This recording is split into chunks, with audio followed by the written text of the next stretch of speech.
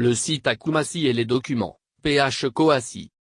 L'Agence de gestion et de développement des infrastructures industrielles, a jeudi, la mairie de Koumassi et l'établissement Sanogo Souleymane SAS sont au centre d'un conflit sur le site de la zone industrielle de Koumassi. Et pour cause, les services du maire Ibrahim Sissébé Congo ont procédé à la destruction des magasins abritant une grande menuiserie sur le site en question. Selon les faits rapportés à Koumassi, l'entreprise SAS a fait une demande d'acquisition de terrain à la jeudi le 11 novembre 2020 conformément au règlement en vigueur. Le directeur général, Youssouf Ouattara, après avoir réquisitionné le dossier de régularisation de la parcelle issue du lot 37 de l'îlot 05 superficie de 7000 m2, titre foncier numéro 17226 de Bingerville, initialement attribué à M.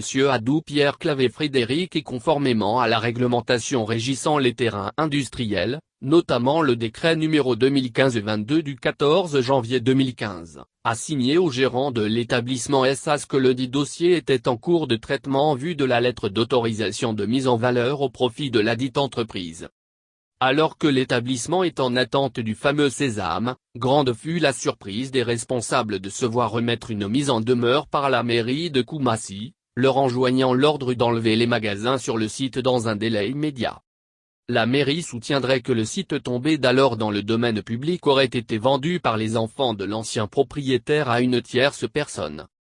La jeudi est-elle informée de la vente du site pour lequel elle a engagé une procédure de régularisation pour le compte des nouveaux occupants?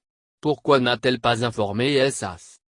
Autant d'interrogations qui font dire aux responsables de l'établissement qu'il y a un abus de pouvoir du côté de la mairie, qu'ils soupçonnent d'ailleurs de vouloir les spolier des 1514 m2 qu'ils occupent au profit des entreprises installées sur les 5000 m2 restants. Les dirigeants de SAS comptent se donner tous les moyens légaux afin que justice soit rendue dans ce dossier. Affaire à suivre.